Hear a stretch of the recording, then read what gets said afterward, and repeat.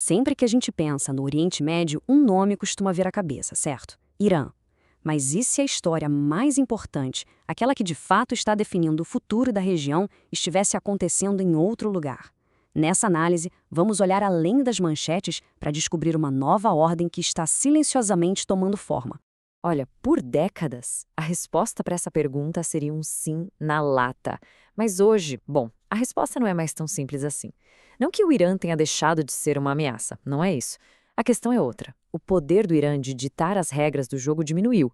E nesse vácuo, uma nova competição está surgindo. Uma que pode sim redefinir tudo. Então, para a gente entender essa transformação, vamos mergulhar na nova ordem regional que está surgindo.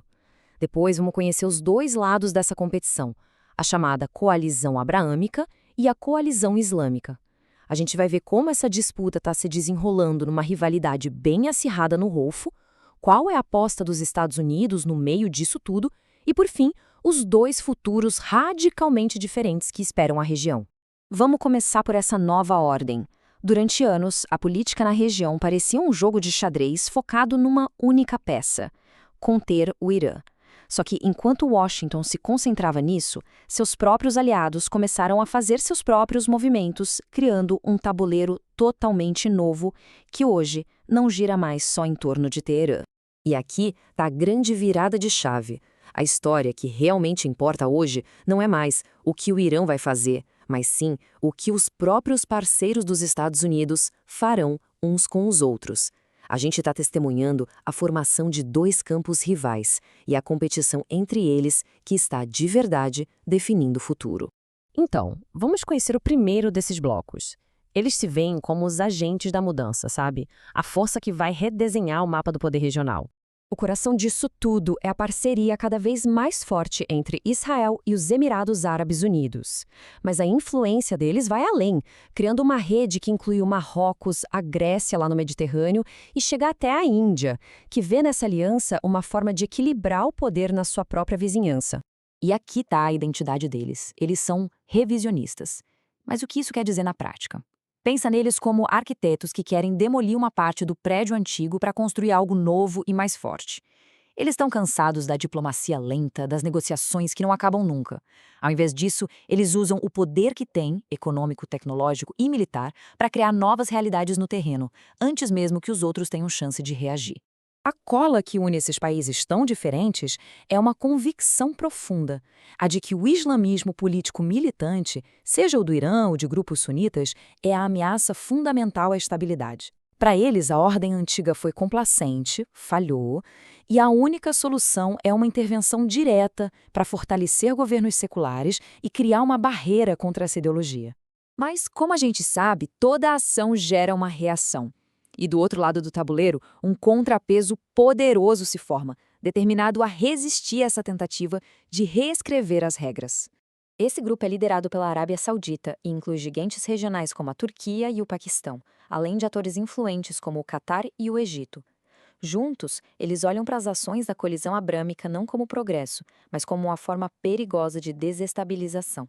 A filosofia deles é fundamentalmente conservadora. Se a coalizão abraâmica são os arquitetos com a marreta, esse grupo aqui são os restauradores. Eles preferem consertar as rachaduras no prédio que já existe, mesmo que a fundação esteja fraca, porque acreditam que demolir tudo levaria a um colapso total. Para eles, apoiar um governo central, por mais imperfeito que seja, é sempre melhor do que o caos. Na visão deles, essa conversa de combater o extremismo usada pela outra coalizão é, na verdade, um pretexto, uma desculpa conveniente para projetar poder, intervir nos assuntos dos vizinhos e redesenhar fronteiras para servir aos seus próprios interesses. Não importa o custo para a estabilidade da região. Olha, este slide resume perfeitamente o conflito. De um lado, temos os disruptores, com Israel e os Emirados, que querem reescrever as regras. Do outro, os guardiões, com a Arábia Saudita e Turquia, que querem proteger a ordem existente. Não são só estratégias diferentes, são duas filosofias opostas sobre como alcançar a estabilidade, e elas estão em rota de colisão direta. E essa colisão de filosofias não é nada teórica. Ela está acontecendo agora, de forma perigosa, no coração do Golfo, transformando dois dos mais próximos aliados em competidores ferozes, a Arábia Saudita e Emirados Árabes Unidos. E estamos falando de um atrito com consequências globais. Com 31 bilhões de dólares em comércio fluindo entre eles todo ano, essa rivalidade crescente não afeta só a política. Ela reverbera nos mercados de energia, nas rotas de comércio globais e nos centros financeiros do mundo todo. E essa escalada não aconteceu da noite para o dia. Essa linha do tempo mostra como a fissura foi crescendo. Começou com desentendimentos estratégicos no Iêmen, virou uma briga pública sobre produção de petróleo que abalou os mercados globais e agora chegou ao ponto deles estarem armando lados opostos numa guerra civil brutal como a gente vê no Sudão. O Sudão é talvez o campo de batalha mais claro dessa nova rivalidade. Para os sauditas, que apoiam o exército oficial, é uma questão de segurança nacional, com o conflito rolando a apenas 200 quilômetros da sua costa. Para os Emirados, que apoiam a milícia rival, é uma chance de impedir o que eles veem como a tomada do poder por islamistas. O resultado é uma competição direta pelo futuro de uma nação estratégica. E no Iêmen, a rivalidade explodiu de forma ainda mais direta. Os separatistas do Sul, armados e financiados pelos Emirados, chegaram a tomar território das forças apoiadas pelos sauditas. A aliança que lutava contra um inimigo comum se fragmentou, com um parceiro sabotando os objetivos do outro no meio do campo de batalha. Isso nos leva a uma pergunta crucial. E os Estados Unidos? Onde ficam em meio a tudo isso? Por décadas, Washington foi o árbitro indiscutível da região, mas esse papel agora está em xeque. O grande desafio para a política externa americana mudou. Já não se trata apenas de administrar ameaças de adversários como o Irã. O teste real agora é gerenciar a competição cada vez mais destrutiva entre seus próprios parceiros. Se Washington falhar em ser um mediador eficaz, corre o risco de virar um mero espectador da desintegração de uma ordem que passou décadas construindo. Então, como evitar que a região se parta ao meio? É aqui que entra a maior aposta diplomática da América. O acordo de normalização entre a Arábia Saudita e Israel é muito mais do que apenas um tratado de paz.